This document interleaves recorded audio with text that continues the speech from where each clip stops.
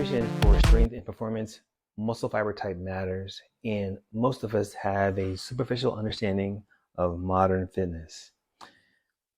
Think of nutrition as the cornerstone of your day, right? What's your day going to be like? Are you going to be running 30 miles today, or are you going to be relaxing at the lake? Well, actually, scratch that. If it's highly unlikely that you're going to be running 30 miles today, it's probably more likely you're going to be relaxing at the lake. But if you're going to do an endurance run, let's say it's 12 miles instead of 30 miles. So you're going to be running 12 miles today, or you're going to be relaxing at the lake. Better, right? Do you need to recover from heavy lifting that you did the day before, or are you thinking of squeezing a 20-minute resistance training session within the next 24 hours, right?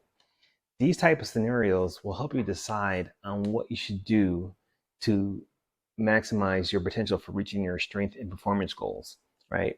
And a lot of what you should do centers around nutrition, right? So how should you prepare to run 12 miles? What should you be eating, right? That kind of a thing. You might not believe it, but runners have to deal with soreness as well. And a lot about this video has to do with dealing with the recovery process.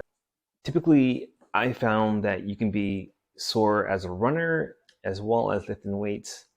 Hi, if you don't know me, I'm Schmidtie. I studied for and trained for triathlons for 18 months before attempting and completing my first Olympic distance triathlon. And I learned a lot about both sides of this exercise spectrum, where you're doing endurance versus you're doing resistance training, right? You're building type 1 muscle fiber versus you're building type 2 muscle fiber. Somewhere along the way, I was injured in a car accident. I was cycling, I hit by a car and lost feeling on the left side of my body and had to resort to resistance training to understand fitness from a different perspective.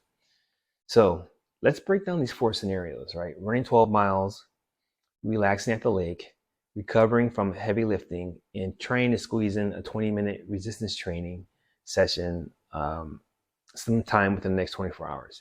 These are all scenarios that I found myself in at one time or another. Let's look at them in reverse. So 20 minutes of resistance training. I would prefer to do resistance training fasted.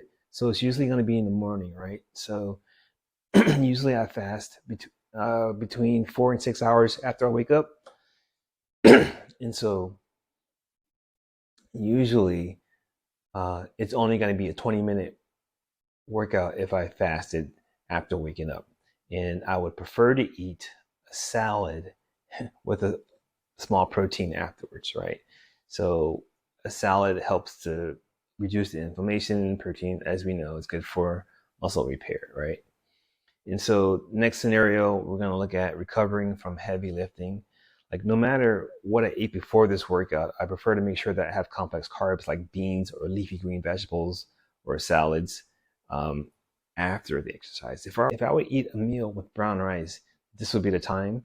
I don't like eating brown rice. I have eaten brown rice before, but usually I would prefer to eat them after a serious workout, all right? And I'll talk about why later. Then, of course, I would include my favorite protein. I love steak. More times than not in the past, I would choose to eat a simple salad with my favorite protein, which is steak. And my favorite salads have 3, maybe 4 ingredients. There's like Italian parsley, cilantro, romaine lettuce, and then arugula. So one thing about the salads, I don't usually eat salads with salad dressing, and I will say that in my mind, the best salads have salt and pepper, and that's it, right? Let's look at the next scenario, relaxing at the lake, right? If I'm coming off a few weeks of a workout, like workout plan that I've planned out 3 to 4 weeks in advance, for a vacation, like I'm gonna be relaxing at the lake, for example, I'm gonna make sure that I'm eating foods that contain a variety of complex carbs when I'm at the lake, right? Anything that help prevent unnecessary inflammation, like a salad, right? In the mornings, I typically prefer to eat things that are gonna prepare me for a vacation-like outing. Like, so I would be fasting unless I'm gonna be going on a hike, or if I'm gonna go surfing or something, I'm gonna eat rice with eggs 3 hours before that, just to prepare myself for exerting myself like that, right? And usually afterwards, I'm gonna be looking for green leafy vegetables, right? And if I'm gonna eat any kind of like sweets or fancy foods, I'm gonna make sure that that day I'm eating something with complex carbs to balance all those carbs that I'm eating that's really refined, right? So next scenario, I'm running 12 miles. On days when I've run 12 miles, I usually do so in the morning. Like most of the mornings that I've spent running 12 miles, I usually get up at 1 o'clock and I eat again rice with eggs. And the mornings, usually your insulin sensitivity is generally the best for exercise. Mornings before any type of endurance outing, like cycling or running or something like that, or swimming even, I usually eat that rice egg combo right before 3 to 4 hours before that. So that's my little thing. I'm not sure how it works for resistance training, but I'm sure it's probably applicable, right? Um, and I usually eat that thing in that window 3 to 4 hours, so that when I go exercise, it's a more favorable outcome. And little do people know that um, glucose, carbs, right, is essential for the body adapting, the adaptations that the body needs. So if you're going to be running, you probably going to be want to be running with the best fuel, so that your run is effective and the most favorable outcomes, that your body adapts to it, so that you're able, next time you run, it'll be a lot easier for you, right?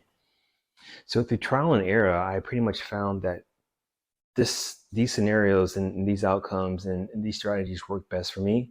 And then afterwards, like my routine for most of these scenarios, I make sure at some point uh, that my meal contains complex carbohydrates. The reason is that ideally complex carbohydrates are going to be what I want to use to recover from endurance exercise as quickly as possible. Like endurance training utilizes type 1 muscle fiber, and type 1 muscle fiber can recover in as little as 24 hours. I say type 1 muscle fiber recovers faster than that, but this is generally accepted scientifically that it takes about less than 24 hours for type 1 muscle fiber to recover. The reason for consuming complex carbs is that the body breaks down complex carbs into short chain fatty acids slowly over time. There's a lot about complex carbohydrates that provides fuel for the body over many hours, while also preventing inflammation. Like something most people probably don't know, um, complex carbohydrates works very quickly. So if you have anything inflammatory going on in your body, complex carbohydrates can be a solution. Like, when you're sick and they tell you to eat chicken noodle soup, is sort of by the same principles. A lot of stuff that's happening when you're eating that chicken noodle soup to get rid of the body aches or the bad feeling when you have a cold are the same situations that underlie the idea of eating complex carbohydrates after a workout. This is probably something for another video. If you like help reaching your fitness goals, if you like help reaching your fitness goals, there's no question in my mind, you should seek a fitness coach or a physical trainer. If you like help from me, there are resources down below this video and at iHeartGains.com. I'm schmidtie. I hope you reach your fitness goals, and I'll talk to you in the next one.